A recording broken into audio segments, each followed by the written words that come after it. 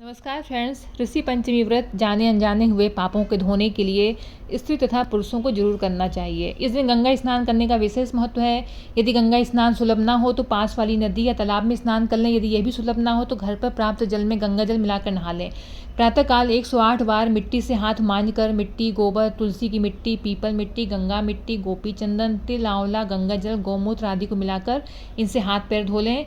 108 अंगुल के दातून कर लें, 108 कुल्ले कर लें और ऊन के 108 पत्ते सिर पर रखें। 108 बार घंटी से नहाएं, नए कपड़े पहनें। फिर गणेश जी का कलश, नवग्रह, सप्तऋषि, अरुंधति की पूजा करके कथा सुनें।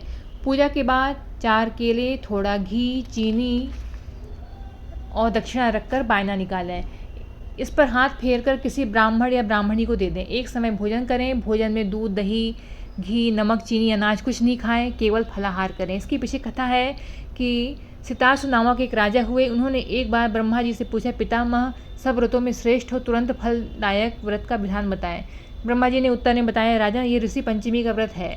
इसके करने से सब पाप नष्ट हो जाते हैं। विदर्भ देश में उत्तंक नामक सदाचारी ब्राह्मण रहता था। उसकी पत्नी बड़ी पतिव्रता थी। उसका नाम सुशीला था। उस ब्राह्मण के घर 2 संतानें थीं, एक पुत्र और एक पुत्री। विवाह योग्य होने पर उसने समान कुलशील वाले वर के साथ कन्या का विवाह कर दिया। देवयोग से कुछ दिनों बाद विधवा हो गई। दुखी ब्राह्मण दंपत्ति कन्या सहित गंगा तट पर कुटिया बनाकर रहने लगे। एक दिन कन्या सो रही थी तो उसका शरीर कीड़ों से भर गया। कन्या ने सारी बात माँ से कही। माँ ने पति से सब कहते हुए पूछा, प्राणनाथ, मेरी साध्वी कन्या की गति होने का क्या कारण है? उत्तंक ने समाधि लगाकर इस घटना का पता लगाकर बताया कि पूर्व जन्म में यह कन्या ब्राह्मणी थी।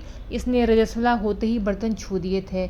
इस जन्म में भी इसने लोगों को देखा देखी ऋषि पंचमी का व्रत नहीं किया, इसलिए इसके शरीर में कीड़े पड़े हैं। धर्मशास्त्रों की मान्यता है कि रजस्वला स्त्री पहले दिन चंडालनी, दूसरे दिन ब्रह्मघातनी, तीसरे दिन धोबिन के समान अपवित्र होती है। वह चौथे दिन स्नान करके शुद्ध होती है।